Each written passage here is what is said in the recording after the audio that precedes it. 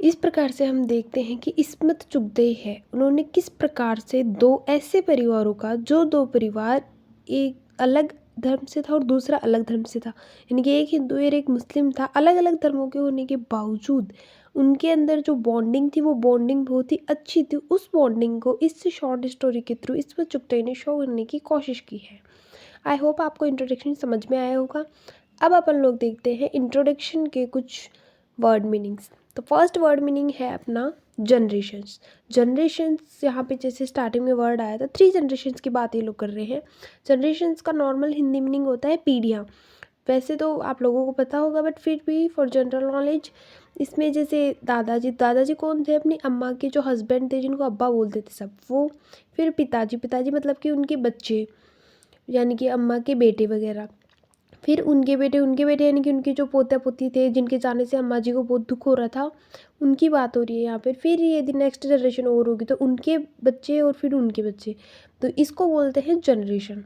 उसके अलावा है इमिग्रेट। इमिग्रेट का नॉर्मल मतलब होता है निवासित होना। यहाँ पे ये वर्ड इसलिए आया है क्योंकि विभाजन के समय पर भारत से जितने भी मुस्लिम थे वो पाकिस्तान जाकर बस रहे थे, और पाकिस्तान से जितने भी हिंदू थे वो सारे के सारे इंडिया में आके बस रहे थे, तो इसीलिए यहाँ पे इमिग्रेट वर्ड का यूज़ किया गया है।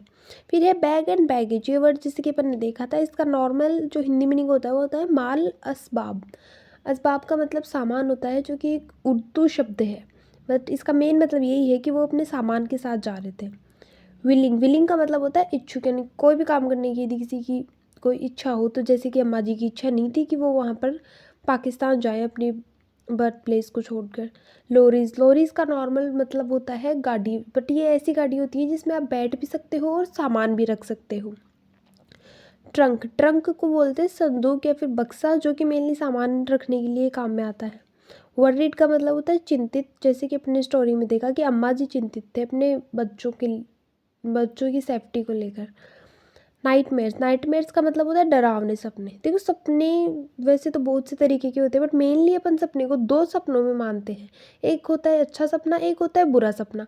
नॉर्मली सपनों के लिए जो मीनिंग है वो है ड्रीम्स का मतलब होता है सपने। अब इसमें सारे तरीके के सपने आ गए, बट जो मतलब एक डरावने सपने होते हैं उनके लिए पर्टिकुलर मीनिंग जो है वो है नाइटमेयर्स। जैसे कि अपन ने देखा कि अम्मा को उनके बच्चों के बारे में नाइटमेयर्स आ रहे थे, यानी कि डरावने सपने आ रहे थे।